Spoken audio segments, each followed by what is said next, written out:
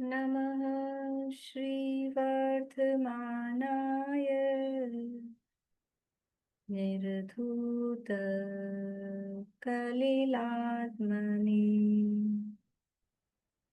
सालोकानां त्रिलोकानां यद्विद्यादर्पणायते यद्विद्यादर्पणायते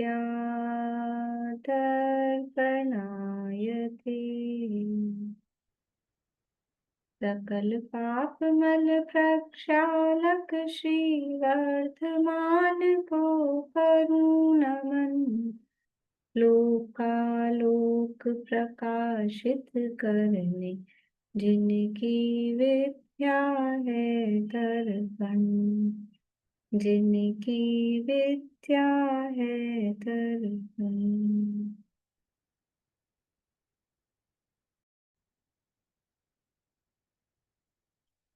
रत्नकरण शावकाचार्य नामक की ग्रंथ है, आचार्य समंतभद्र स्वामी द्वारा रचित।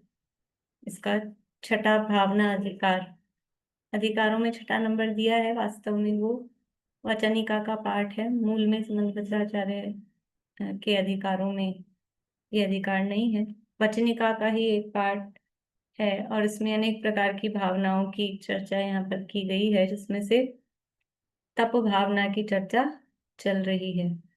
और तप मूल में कितने प्रकार के हैं? मूल रूप से दो प्रकार के, बहिरंग और अंतरंग। दोनों ही छह छह प्रकार के हैं। उसमें जो अंतरंग तप है, छठा या 12 ही तपों में कहें तो अंतिम तप ध्यान तप, उसका प्रकरण यहाँ अपना चल रहा है। उसमें भी अंतिम ध्यान शुक्ल ध्यान। शुक्ल ध्यान किसे कहते हैं?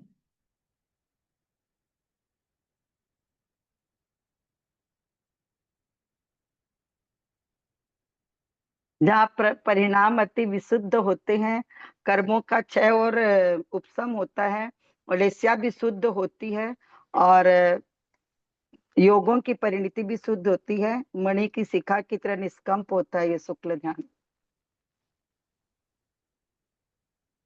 मणि की शिखा की तरह तो पर्टिकुलर शुक्ल ध्यान होता है। अभी कॉमन शुक्ल ध्यान की परिभाषा पूछी गई है, अच्छा। इसलिए वो वहां तक का ठीक था। पर मणि की शिखा की तरह तो दूसरे शुक्ल ध्यान की अकेली बात आएगी। पहले अगर आप ये नियम लगा देंगे परिभाषा में, मणि की शिखा की तरह होता है, तो फिर पहला शुक्ल ध्यान नहीं रहेगा। वहां तो संक्रांति है ना, वहां तो हिलता डुलता है। हिलता डुलता है मतलब वो उपयोग चंचल है थोड़ा।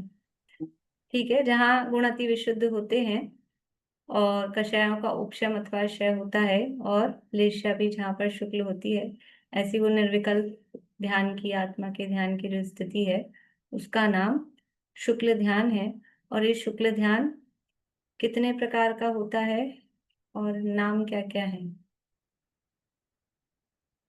4 प्रकार का। बढ़िया। नाम क्या क्या है?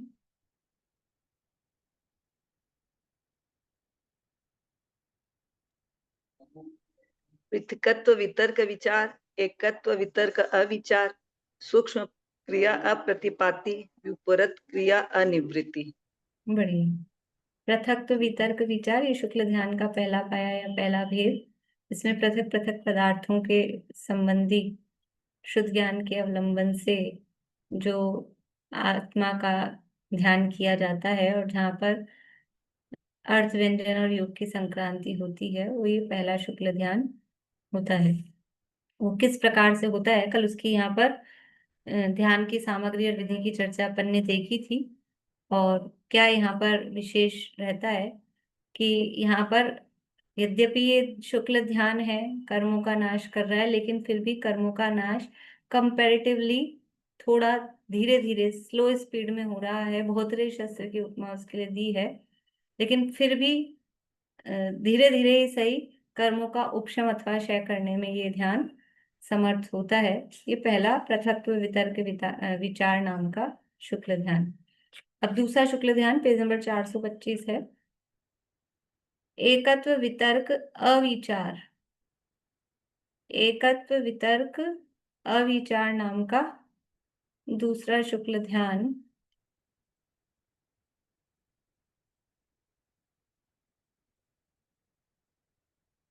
देखिए, उपरोक्त विधि के अनुसार ही समस्त मोहनीय कर्म को जलाकर नाश करने का इच्छुक अनंत गुणी विशुद्धता सहित योग विशेष का आश्रय करके तथा ज्ञानावरण की सहायक प्रकृतियों के बंध को रोकता हुआ वह उन्हीं की स्थिति को घटाते घटाते व क्षय करते हुए शुद्ध ज्ञान का उपयोग करते हुए अर्थ व्यंजन योग का पलटना दूर होकर मन को अविचलित करके कषाय को क्षीण करके वैडूर्य मणि के समान निरुपलेप होकर ध्यान से फिर बाहर नहीं आता है।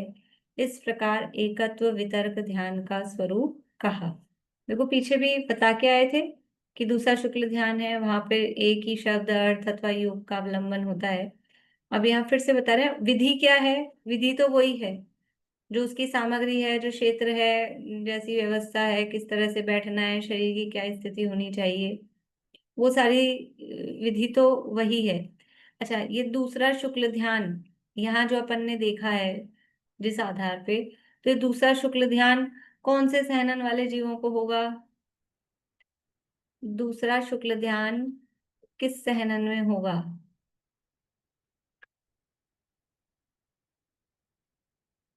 पहला उत्तम सहनन वज्र ऋषभ नाराज। बढ़िया, वज्र ऋषभ नाराज सहनन वालों को ही। क्यों? क्योंकि ये दूसरा शुक्ल ध्यान कहाँ हो रहा है, गुण स्थान कौन सा है इसका? दूसरे शुक्ल ध्यान का गुण स्थान क्या है? 12वां गुण स्थान। 12वां गुण स्थान है। और 12वें गुण स्थान में कौन जीव जाता है? कि जो नियम से उसी भव से मोक्ष जाने वाला है। और जो उसी भव से मोक्ष जाने वाला है उसको वज्र ऋषभ नाराज सेनानी होगा। तो वहां उतना अंतर समझना। जब पहले शुक्ल ध्यान की बात आई थी तो 3 उत्तम सहनन कहे थे। दूसरे शुक्ल ध्यान की बात आएगी तो वज्र ऋषभ नाराज सहनन ही। ठीक है। तो उपरोक्त विधि के अनुसार ही समस्त मोहनीय कर्म को जलाकर नाश करने का इच्छुक। अब समस्त मोहनीय कर्म को जलाकर नाश करने का इच्छुक मतलब ये दूसरा शुक्ल ध्यान जो है ये 12वें गुण स्थान में हो रहा है। तो मोहनीय कर्म का नाश कहाँ होगा? मोहनीय कर्म का नाश कहाँ होगा? 10वें गुण स्थान के आखिरी में। 10वें के अंत में। 12वें में तो वो पूर्ण वीतरागी है ना, शीर्ण मुंह है। लेकिन यहाँ मतलब भाषा में अब क्या करें, भाषा की कमजोरी थोड़ी सी, वो ऐसा बोल रहे हैं कि ये मतलब क्या बताना चाह रहे हैं, दूसरा शुक्ल ध्यान किसको प्राप्त होगा? कि जो समस्त मोहनीय कर्म का नाश करेगा उसको दूसरा शुक्ल ध्यान होगा। जो मोहनीय कर्म का उपशम कर रहा है, उपशम कर रहा है तो उसको दूसरा शुक्ल ध्यान नहीं होगा, क्योंकि दूसरे शुक्ल ध्यान का गुण स्थान 12वां बताया है। ठीक है। तो इसलिए वो शब्द ऐसा दिया है मतलब भाषा में कि समस्त मोहनीय कर्म को जलाकर नाश करने का इच्छुक। उपशमित तो पहले शुक्ल ध्यान में हुआ था। उपशमित हुआ हो अथवा शबक्षणी चढ़ी हो तो पहले शुक्ल ध्यान के माध्यम से ही वो मोहनीय कर्म का नाश वहीं हो जाता है। लेकिन अब ये दूसरा शुक्ल ध्यान किसको प्राप्त हो रहा है? कि जिसने समस्त मोहनीय कर्म का जड़ मूल से नाश कर दिया है। अगर उपशमित किया है तो दूसरा शुक्ल ध्यान नहीं होगा, नष्ट किया है उसी को ये दूसरा शुक्ल ध्यान होगा। और ये मैं बार बार में मतलब रोज ही कह रही हूँ कि ये जो गुणस्थान, किस गुणस्थान में कौन सा ध्यान है और क्या है हिसाब, ये हम तत्वार्थ सूत्र की टीकाओं के आधार पे जो प्रमुख रूप से प्रचलित है उसी आधार पे हम देख रहे हैं। धवला में थोड़ा सा गुणस्थानों में और वो अंतर है। ठीक है, लेकिन यही प्रचलन में है और तत्वार्थ सूत्र की टीकाओं में वही है, उस आधार पे हम देख रहे हैं।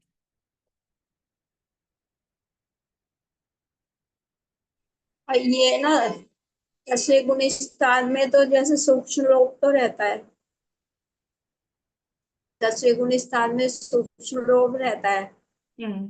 तो फिर वो 11वें में वो दबा भी रहा है, उपशम करता है या क्षय कर रहा है, तो फिर 12वें के शुरू में नहीं होगा क्या मोहिनी का नाश? अब वो कहने की बात है, 10वें का अंत बोलो 12वें का शुरू बोलो, कोई बहुत बड़ा अंतर और बहुत बड़ा टाइम नहीं है। और मुख्य रूप से 10वें के अंत में क्या था, 12वें में है ही नहीं ना। 12वें में पहुंचा तो मोहिनी कर्म है क्या? नहीं है, तो क्या कहेंगे कि 10वें के अंत में नाश हो गया। अगर ऐसे कहेंगे कि 12वें के प्रारंभ में नष्ट हुआ, तो इसका मतलब 12वें तक पहुंचा था मोह, फिर नष्ट हुआ। 12वें के प्रारंभ में नष्ट हुआ, इसका मतलब क्या है कि 12वें तक पहुंचा मोह, लोभ, फिर वहां जाके नष्ट किया। तो 12वें में जब पहुंचते हैं तो इतना सा भी लोभ है क्या?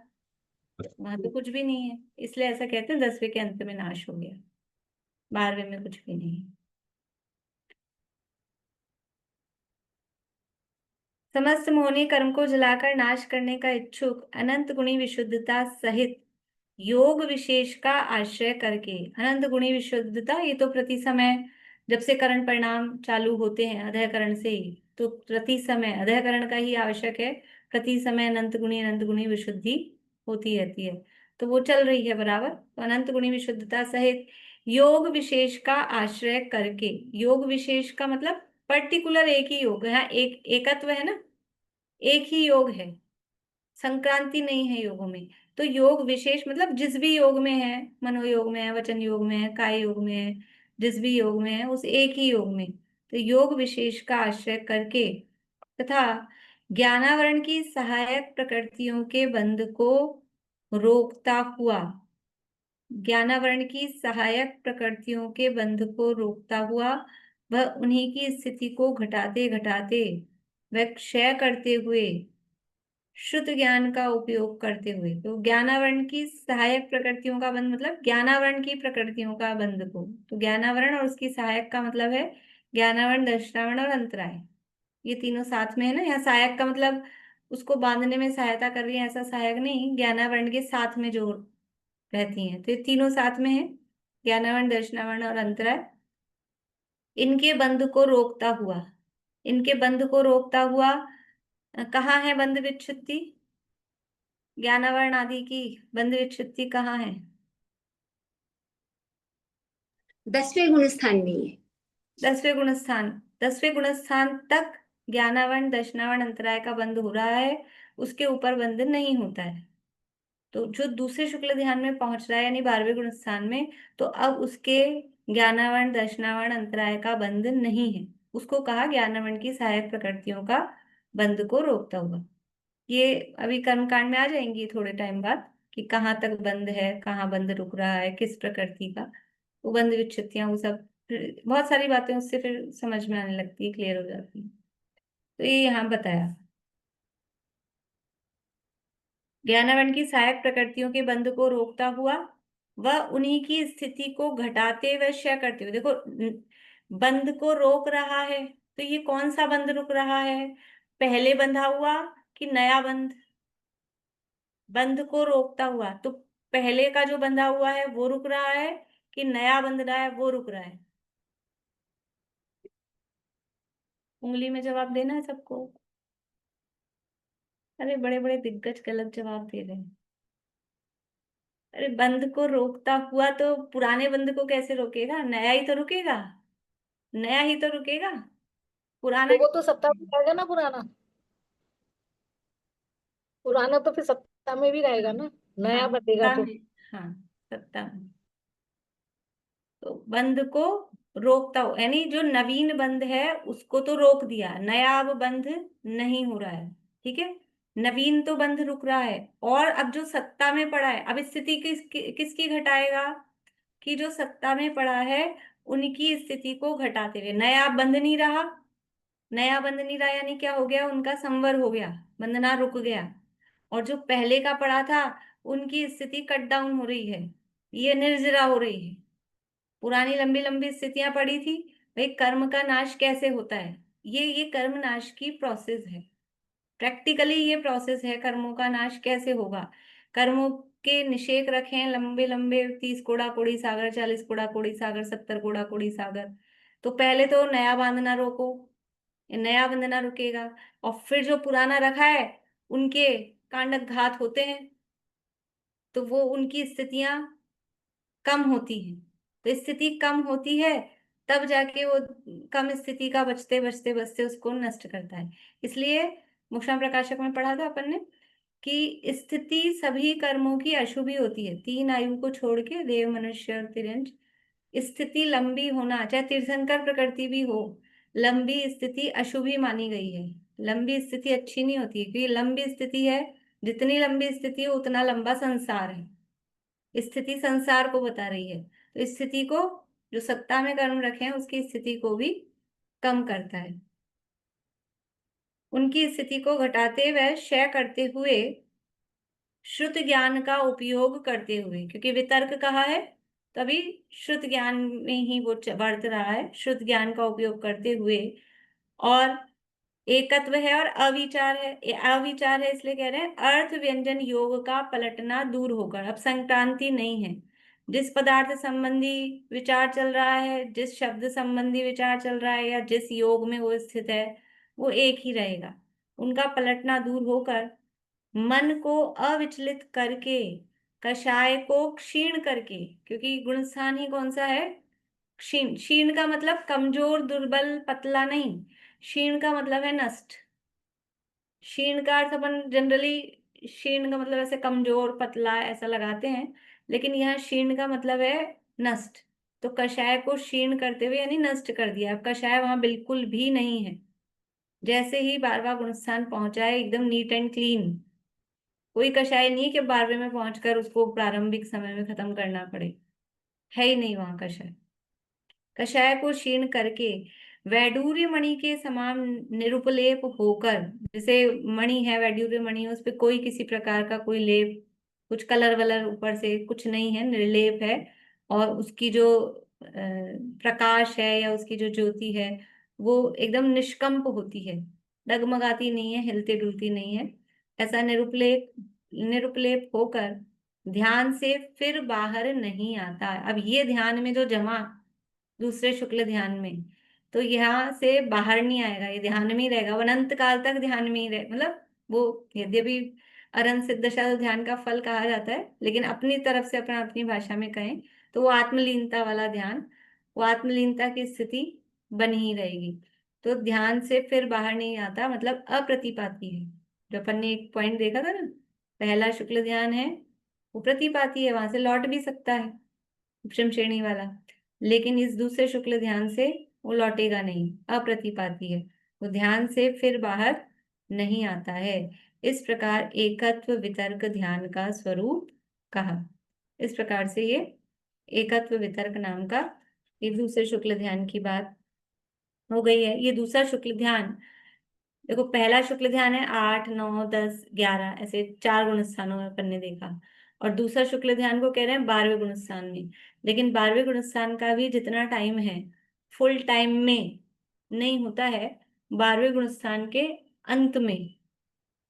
12वें मतलब आप समझो कि टोटल इन सब गुण स्थानों का काल मिला के भी 1 आध मिनट भी नहीं होता है। इस श्रेणी के जो गुण स्थान है ना, इनका टोटल 8, 9, 10, 12 इन चारों गुण स्थानों का टाइम मिला के भी 1-2 मिनट का टाइम भी नहीं है।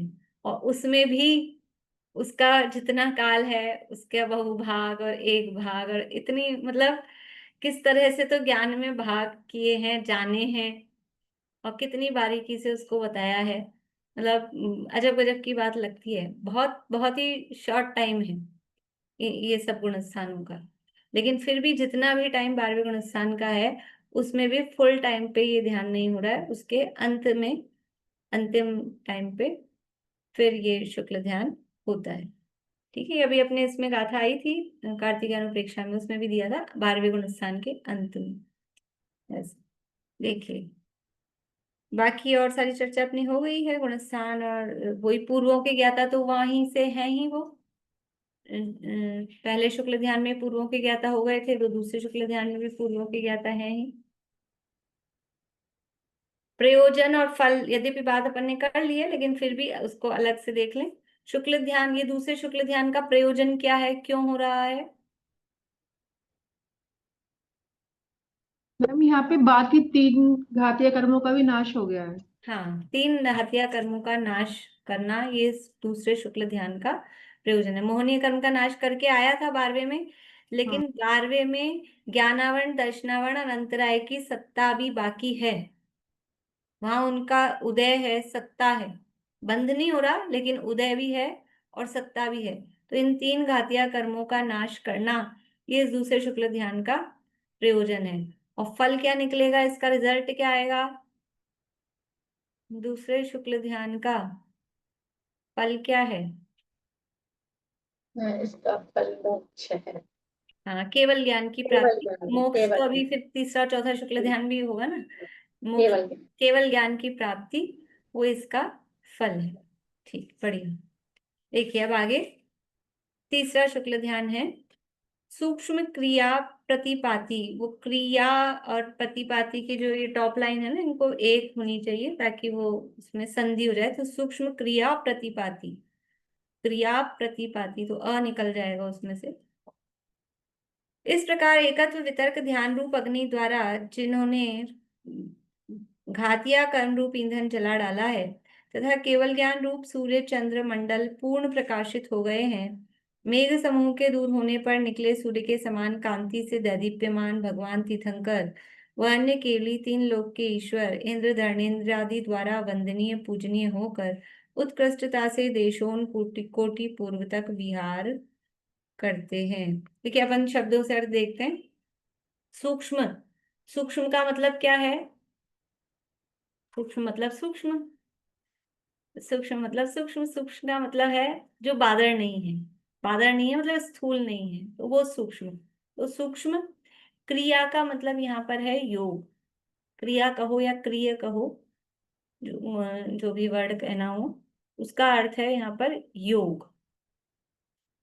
और अप्रतिपाती, अप्रतिपाती यानी जो गिरेगा नहीं, पतनशील नहीं है, पतन से रहित, गिरने से रहित, वापस जिससे अब लौटता नहीं है, वो है अप्रतिपाती। यानी जहां योग सूक्ष्म है, सूक्ष्म क्रिया, योग अब बादर नहीं है, स्थूल नहीं है, स्थूल योग नहीं है, सूक्ष्म योग है। तो बादर योग का जिसके अभाव होकर अब जो सूक्ष्म योग में स्थित है, और जो अब इस ध्यान से च्युत नहीं होगा, यानी ध्यान से च्युत नहीं होगा, जहां से अब गिरना नहीं होगा, आगे बढ़ेगा। देखो च्युत नहीं होगा का मतलब वहीं फंसा रहेगा, वहीं अटका रहेगा, ऐसा नहीं है। च्युत नहीं होने का मतलब है आगे बढ़ेगा, रिवर्स नहीं जाएगा, आगे तो बढ़ जाएगा। आगे बढ़ने वाले को च्युत होना नहीं बोलते। देखो कोई एलक जी छुल्लक जी हों और वो मुनि बन जाए, तो एलक रहे क्या? एलक जी थे और मुनि बन गए, तो एलक दशा से च्युत हुए कि नहीं?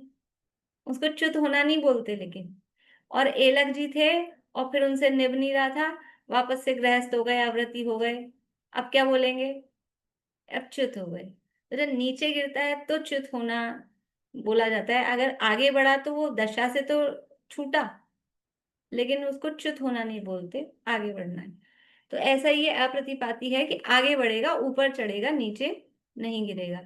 तो जहां पर जो योग है वो योग भी सूक्ष्म हो गया है, और जहां से अब दोबारा लौटना नहीं होता है, ऐसा वो तीसरा शुक्ल ध्यान कहलाता है। अब यहाँ पर ये जो सूक्ष्म क्रिया यानी सूक्ष्म योग, तो वो सूक्ष्म योग भी कौन सा है कि अब मनोयोग वचन योग की तो बात ही नहीं है। देखो पहले शुक्ल ध्यान में तीनों में ही बदल हो रहा था, कोई सा भी हो सकता था, और एक ही व्यक्ति के तीनों में ही चेंजेस हो रहे थे। फिर दूसरा शुक्ल ध्यान आया तो उसमें एक व्यक्ति के एक ही योग होगा। एक व्यक्ति मतलब जो व्यक्ति कर रहा है, लेकिन कोई सा भी हो सकता है, उसमें ऐसा नहीं है पर्टिकुलर यही वाला योग होगा। समझ में आ रहा है? पहले शुक्ल ध्यान में तो इसी एक ही व्यक्ति के तीनों योग चेंज हो रहे थे। दूसरे शुक्ल ध्यान में इस व्यक्ति के योग चेंज नहीं हो रहे थे, एक ही था, लेकिन तीनों में से कोई सा भी हो सकता था, पर्टिकुलर नहीं था यही वाला होगा, और जो हो गया बस वो ही रहेगा। ठीक है। अब ये तीसरा शुक्ल ध्यान है, इसमें एक योग रहेगा, लेकिन वो एक योग भी पर्टिकुलर है, कोई सा भी योग हो जाएगा ऐसा नहीं है। वो रहेगा काय योग, और काय योग भी स्थूल काय योग नहीं होगा, बादर काय योग होगा। इसलिए वो एक एक जो शब्द दिए हैं वो किसी किसी का मतलब निषेध बताने के लिए, कि सूक्ष्म शब्द दिया है और क्रिया शब्द दिया है, तो क्रिया यानी योग यानी काय योग, और सूक्ष्म मतलब अब स्थूल काय योग नहीं है, बादर काय योग नहीं है, सूक्ष्म काय योग में जो स्थित है और अप्रतिपाती है, जहां से उनका लौटना नहीं होगा, ऐसा वो सूक्ष्म क्रिया प्रतिपाती नाम का तीसरा शुक्ल ध्यान है। ये शुक्ल ध्यान कहाँ होता है? देखिए, इसमें से पढ़ लेते हैं आगे अपन। यहाँ तो ये किन किन को होता है, तो थोड़ी सी महिमा वाली बात बताई है। वापस से ये 425 पेज पे लास्ट पैरा देख लीजिए। एकत्व वितर्क ध्यान रूप अग्नि द्वारा जिन्होंने घातिया कर्म रूपी ईंधन जला दिया है। जो दूसरा शुक्ल ध्यान था तो घातिया कर्म नष्ट हो गए थे, मोहनीय पहले नष्ट हो गया पहले शुक्ल ध्यान के द्वारा, बाकी के 3 दूसरे शुक्ल ध्यान के द्वारा हो गए। तो ये 4 घातिया कर्म जिनके नष्ट हो गए, तो क्या हुआ? केवल ज्ञान रूप सूर्य चंद्र मंडल पूर्ण प्रकाशित हो गए हैं।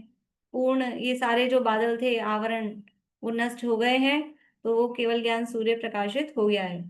मेघ समूह के दूर होने पर निकले सूर्य के समान कांति से दैदीप्यमान भगवान तीर्थंकर व अन्य केवली 3 लोक के ईश्वर इंद्र धर्मेंद्र आदि द्वारा वंदनीय पूजनीय होकर उत्कृष्टता से देशों कोटि पूर्व वर्षों तक विहार करते हैं। अभी तक तीसरे शुक्ल ध्यान की बात नहीं आई, अभी तो दूसरे शुक्ल ध्यान का क्या इफेक्ट आया है उसको यहाँ बताया है कि दूसरे शुक्ल ध्यान के माध्यम से यानी पहले शुक्ल ध्यान से मोहनी का, दूसरे से 3 घातिया कर्मों का नाश होकर अब वो केवली भगवान हो गए हैं, तीर्थंकर केवली अथवा सामान्य केवली होकर, और फिर देशोन कोटि पूर्व वर्षों तक विहार करते हैं। उत्कृष्ट रूप से कोई अरहंत दशा में कोई जीव रहे तो कितना रह सकता है? कुछ कम 1 कोटि पूर्व, उसको कहा है देश देशोन लिखा है ना, वो शब्द है देश ऊन। देश यानी एक देश, ऊन यानी कम, और कोटि पूर्व मतलब है कुछ कम 1 कोटि पूर्व। क्यों है ऐसा? क्योंकि कोई भी तीर्थंकर या अरहंत होंगे, वो कर्म भूमि में होंगे कि भोग भूमि में होंगे? कर्म भूमि में होंगे, है ना। कर्म भूमि की उत्कृष्ट आयु कितनी होती है? कर्म भूमि की उत्कृष्ट आयु कितनी होती है? पढ़ के आए हैं अपन? कविता जी, नहीं है याद? पद्मा जी, कोटा कोटी साल। पद्मा जी, मतलब 33 सागर होते मनुष्यों के, तो देवों के तो 33 सागर, 1 कोटि कर्म पूर्व भूमि होती की है। पूछ रही हूँ, कर्म भूमि में कौन रहते हैं? 1 कोटि पूर्व होती है। हाँ, तो याद देवकुल नहीं से है आ तो गए पता यहाँ नहीं। पे। 1 कोटि पूर्व कर्म भूमि में 1 कोटि पूर्व उत्कृष्ट आयु है।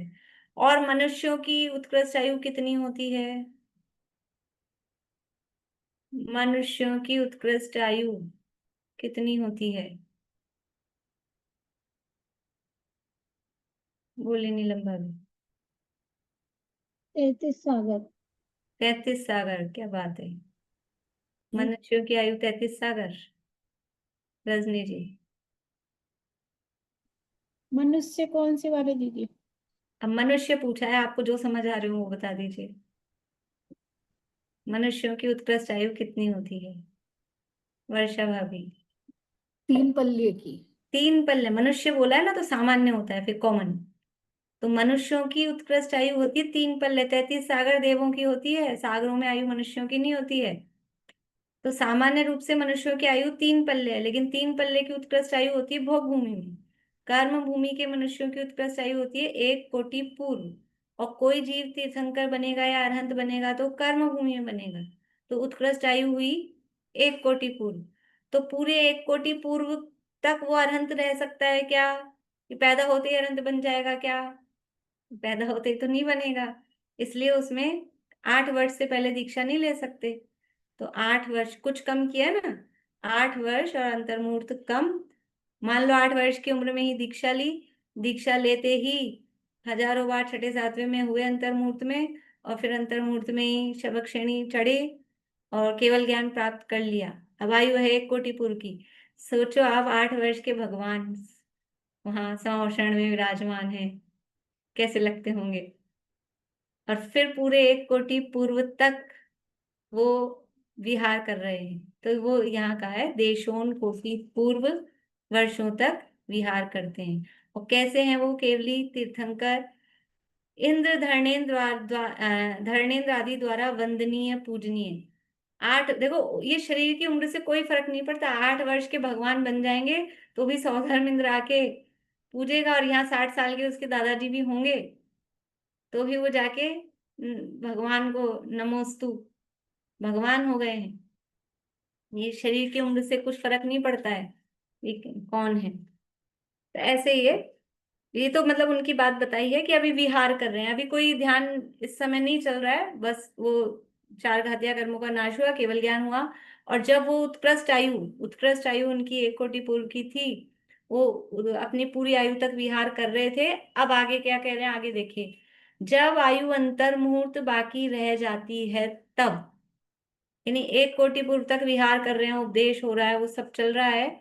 और जब उस 1 कोटि पूर्व में एक अंतर मुहूर्त आयु बची, उतनी आयु बची, तब केवली भगवान वेदनीय नाम गोत्र कर्म की स्थिति को भी, यदि आयु कर्म की स्थिति के बराबर ही है, तब तो समस्त मनोयोग वचन योग को छोड़कर, बादर काय योग को भी छोड़कर, सूक्ष्म काय योग का अवलंबन करके सूक्ष्म क्रिया प्रतिपाती ध्यान को प्राप्त करने के योग्य हो जाते हैं। यानी ये तीसरा शुक्ल ध्यान कब होता है?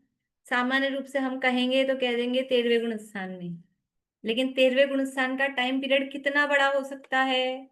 कुछ कम 1 कोटि पूर्व तक वो 13वां गुण स्थान हो सकता है। तो इतने लंबे काल तक ध्यान नहीं चलता है। ध्यान का काल कितना का है? आ अंतर मुहूर्तात् सूत्र में का है, ध्यान का काल है अंतर मुहूर्त, और 13वें गुण स्थान का इतना बड़ा काल है, तो पूरे पूरे गुण स्थान में वो ध्यान नहीं चलता है। तो 13वें गुण स्थान में किस समय होगा ये तीसरा शुक्ल ध्यान? अंतिम अंतर मुहूर्त में। 13वें गुण स्थान के अंतिम अंतर मुहूर्त में ये तीसरा शुक्ल ध्यान होता है। ठीक है, उसमें भी कब होता है? देखो 13वें गुण स्थान में कोई अनंत भगवान ऐसे हैं, अभी 13वें के बाद में मोक्ष जाना है 14 गुण स्थान होकर। अब मोक्ष जाना है और कर्म है, कितने कर्म बचे हैं अनंत भगवान के? बोले कौन से कर्म बचे हैं उनके? मैम 4 आघातीय कर्म बचे हैं अभी। 4 आघातिया, वेदनी आयु नाम और गोत्र, ये 4 आघातिया कर्म बाकी बचे हैं। अब कोई जरूरी है सारे कर्मों की स्थिति एक सी हो? आयु बची है उनकी अंतर्मुख, 13वें गुण स्थान का अंत समय आ गया ना, आयु बची है अंतर्मुख, और वेदनी की स्थिति समझ लो 1 साल की बची गई, नाम की बच गई 2 साल की, किसी की बच गई 6 महीने की, गोत्र की। अब क्या करें? आयु तो पूरी हो रही है, फिर ये कर्म कहाँ लटकेंगे, किसके साथ जाके चिपकेंगे? इतने इतने बच गए जो, तो सब कर्मों की स्थिति को लेवल में करना पड़ता है, बराबर होना पड़ता है।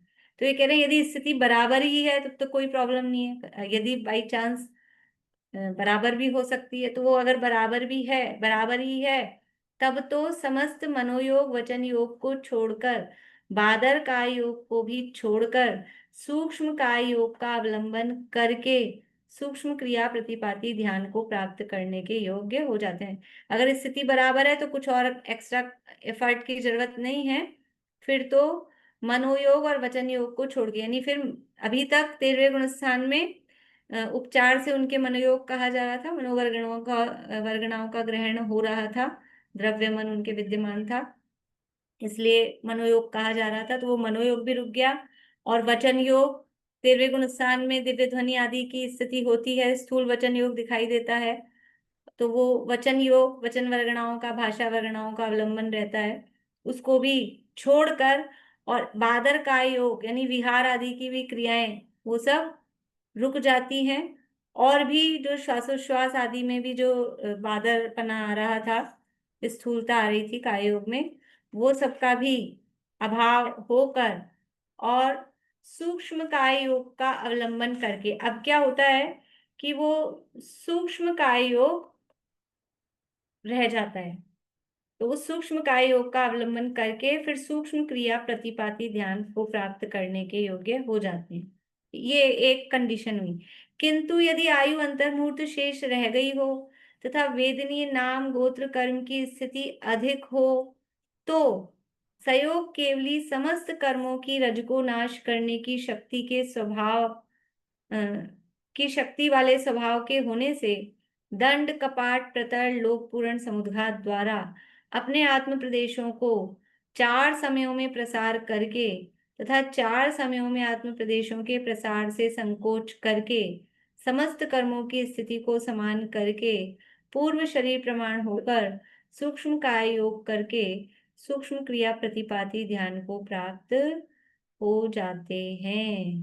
देखो क्या क्या बता दिया। पहले 2 कंडीशन है केवली भगवान के सामने, या तो चारों कर्मों की स्थिति बराबर है, अगर बराबर है तो कोई दिक्कत नहीं है, अंतर्मूर्त आयु शेष रही, अंतर्मूर्त आयु शेष रहते ही 13वें गुणस्थान के अंत में और ये तीसरा शुक्ल ध्यान उनके प्रारंभ हो जाएगा।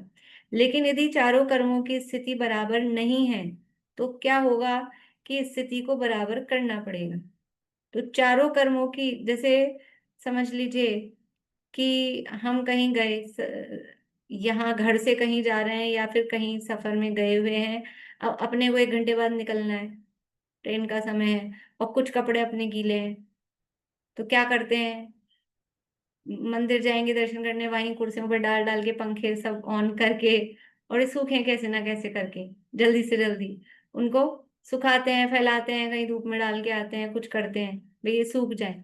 तो ऐसे ही केवली भगवान भी उन सब कर्मों की स्थिति को बराबर करते हैं। ये भाषा है कहने की, करते हैं बुद्धिपूर्वक कुछ नहीं होता है, सब ऑटोमेटिक अपने आप होता है। वो केवल ज्ञान में सब देख रहे हैं, जान रहे हैं, तो उनके मतलब उनको कोई ऐसा विकल्प विचार ये मैं करूं कि मेरे ये हो रहा है, ऐसा कुछ भी नहीं होता है, सब अपने आप ऑटोमेटिक प्रक्रिया है। भाषा में ऐसा अपन प्रयोग करते हैं कि ऐसा करते हैं। तो समुद्घात होता है। किन किन को केवली समुद्घात की ये प्रोसेस नहीं पता, हाथ खड़ा करिए।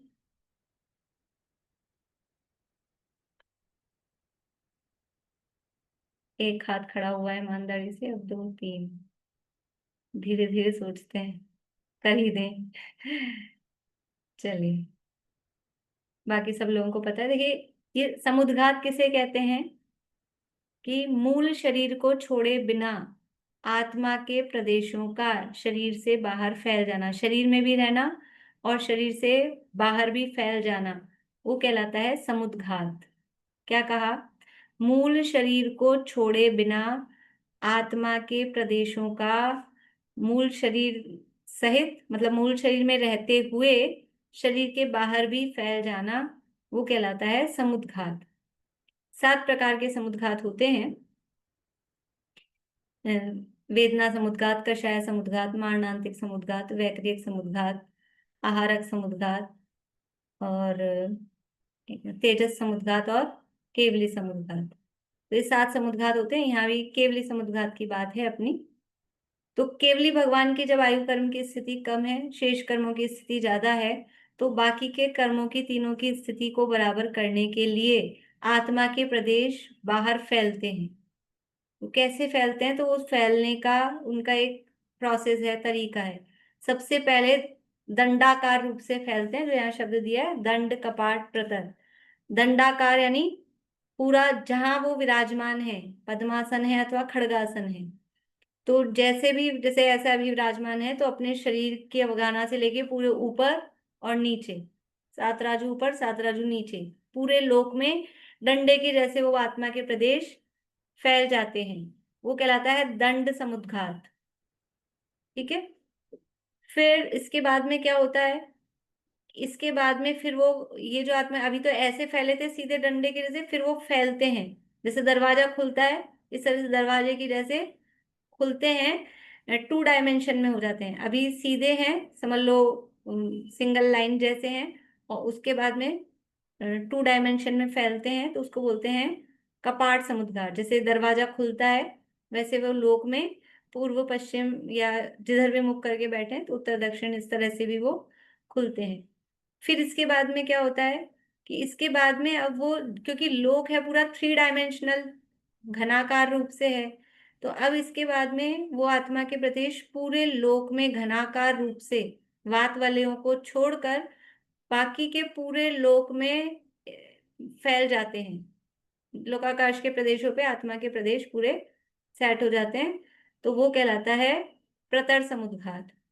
और फिर चौथे समय में वात वलयों में भी, यानी पूरे लोकाकाश के एक एक प्रदेश पर आत्मा का एक एक प्रदेश वो सेट हो जाता है, क्योंकि जितने लोकाकाश के प्रदेश हैं उतने ही एक जीव के आत्मा के प्रदेश होते हैं।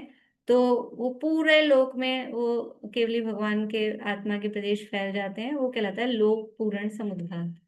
4 समय हुए।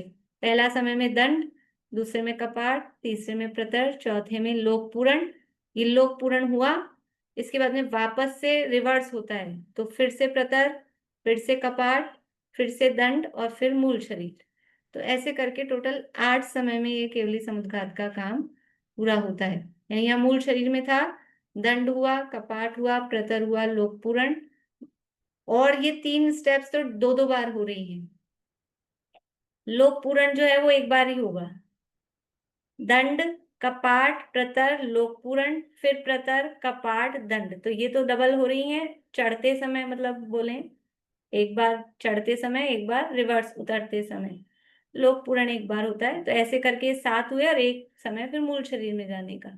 ऐसे 8 समय में ये यहाँ लिखा अपने आत्म प्रदेशों को 4 समयों में प्रसार करके तथा 4 समयों में आत्मा के आत्म प्रदेशों को प्रसार से संकोच करके। ये 4 समय समझ में आ गए? 4 समय में तो 4 स्टेप हो गए। फिर 4 समय में वापस रिवर्स में लोक पूर्ण को डबल नहीं लेना है, फिर प्रतर, कपाट, दंड और फिर मूल शरीर में आने वाला चौथा समय। ऐसे प्रसार से संकोच करके समस्त कर्मों की स्थिति को समान करके वापस से फिर पूर्व शरीर प्रमाण होकर, अब ये जब देखो, जब तक ये समुद्घात चल रहा है तब तक सूक्ष्म का योग है क्या? जिस समय समुद्घात की स्थिति चल रही है तब तक का योग कौन सा होगा? सूक्ष्म होगा कि स्थूल होगा? कि अभी सूक्ष्म नहीं है, अभी तो ऐसा इतना फैलना करना, ये चंचलता हो रही है, अभी सूक्ष्म योग नहीं है। तो जब समुद्घात हो गया, समुद्घात होने के बाद में भी अंतर्मुहूर्त काल बिताकर, अभी इतना तो आप कह रहे हो टोटल आयु अंतर्मुहूर्त बची है, उसमें भी समुद्घात करा दिया 8 समय में, फिर उसके बाद अंतर्मुहूर्त काल बिता रहे हैं। अंतर्मुहूर्त भी असंख्यात प्रकार का होता है और इतना बारीक अंतर्मुहूर्त होते हैं कि हमारे पकड़ में नहीं आए, ठीक है ना? 1 सेकंड में ही असंख्यात अंतर्मुहूर्त, क्योंकि संख्यात हजार कोड़ा कोड़ी समयों की एक आवली होती है, और एक आवली और एक समय से वो अंतर्मुहूर्त चालू हो जाता है। इसलिए तो अंतर्मुहूर्त काल बिताकर फिर बादर का योग जो चल रहा था उसके द्वारा पहले मनोयोग का निरोध करते हैं, फिर मनोयोग के निरोध के बाद में वचन योग का निरोध करते हैं, फिर बादर श्वासोच्छ्वास का निरोध करते हैं, और उसके बाद में फिर बादर काय योग का भी निरोध करके सूक्ष्म काय योग में स्थित होते हैं। यानी यहाँ तक अभी श्वासोच्छ्वास भी चल रहा था, उसके बाद में श्वासोच्छ्वास का भी निरोध हो जाता है। तो इसके बाद में फिर वो योगों का निरोध, ये योग निरोध की ये मतलब प्रक्रिया रहती है। तो ऐसा करके ये फिर सूक्ष्म क्रिया प्रतिपाती ध्यान को प्राप्त करते हैं, और सूक्ष्म क्रिया प्रतिपाती ध्यान के माध्यम से किया क्यों, क्या करने को किया, ये कौन से कर्मों का नाश हुआ इससे? सूक्ष्म क्रिया प्रतिपाती से किस कर्म का नाश हुआ? अब कर्म का नाश करने के लिए जी उसमें से भी 72 प्रकृति पहले जाएंगी और 13 बाद में जाएंगी। नहीं, अघातिया कर्मों का नाश इससे नहीं होगा। क्यों किया है? अब यहाँ तीनों योगों का नाश हो गया है। योगों का नाश, ठीक है। और थोड़ा सा बोले निशांति। श्वासोच्छ्वास का निरोध हुआ है यहाँ पे, और 14वें गुण स्थान में प्रवेश करेंगे। श्वासोच्छ्वास का निरोध, मतलब ये जो इसका नाम है ना सूक्ष्म क्रिया प्रतिपाती, तो इस ध्यान का प्रयोजन क्या है कि सु बादर काय योग का निरोध करना, सूक्ष्म योग में स्थित होना, वो इस ध्यान का प्रयोजन है। ठीक है, इस ध्यान का जो प्रयोजन है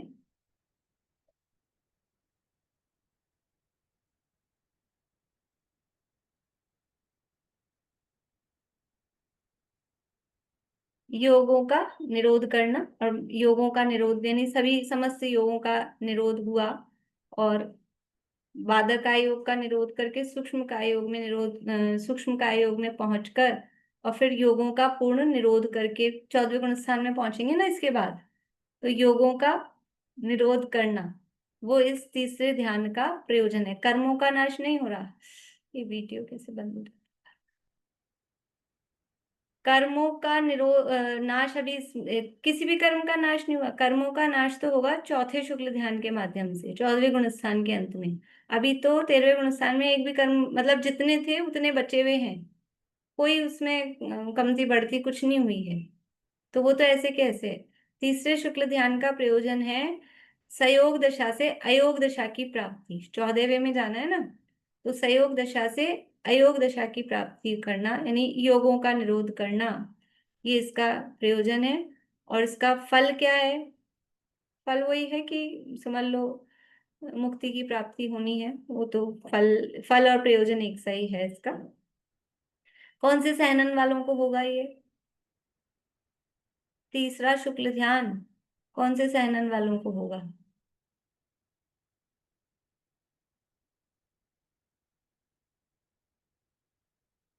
बोलिए अनीता जी। वृषभ नाराज सेनन वालों को। कंफ्यूजन है आपको या नहीं नहीं कंफ्यूजन है? बिल्कुल कंफर्म है? बढ़िया। वज्र ऋषभ नाराज सेनन, ये तो 13वें गुण स्थान में हो रहा है ना, अरहंत भगवान को हो रहा है, तो वज्र ऋषभ नाराज सेनन वालों को ही ये शुक्ल ध्यान होता है। अच्छा, वितर्क है कि नहीं यहाँ पर? वितर्क